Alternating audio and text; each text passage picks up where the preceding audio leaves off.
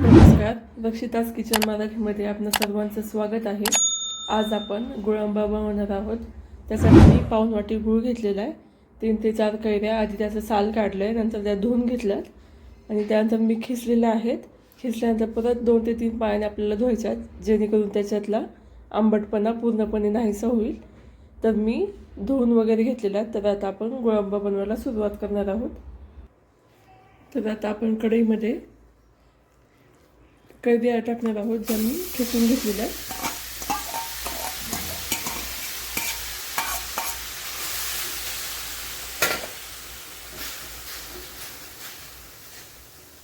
आपल्याला हलवून घ्यायचं, चांगला मीडियम गॅस ठेवायचा.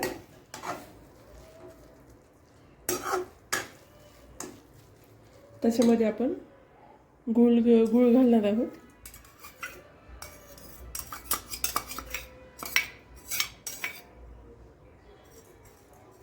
आता हे आपल्याला चांगलं मिक्स करून घ्यायचं आहे. ह्याच्यामध्ये तुम्ही जर तुम्हाला जास्त गूळ आवडत नसेल तर अर्धी वाटी गूळ आणि अर्धी वाटी साखर टाकू शकता. आता आपल्याला हे मिक्स करून घ्यायचं आहे. आपल्याला हे आपण जो गूळ टाकला आहे त्याला पाणी सुटेपर्यंत हलवून घ्यायचं आहे. मी आता पूर्ण मिक्स करून घेते.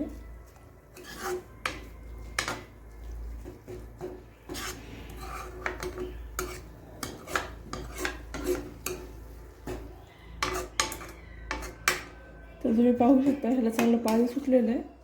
आता ह्याच्यावरती आपण 2 ते 3 मिनटं झाकण ठेवणार आहोत.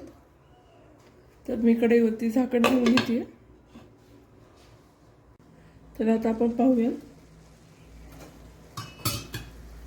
ह्यातलं आता पूर्ण पाणी आटलेलं आहे. तर आपला हा गुळांबा तयार आहे. तो आपण आता थंड करायला ठेवणार आहोत.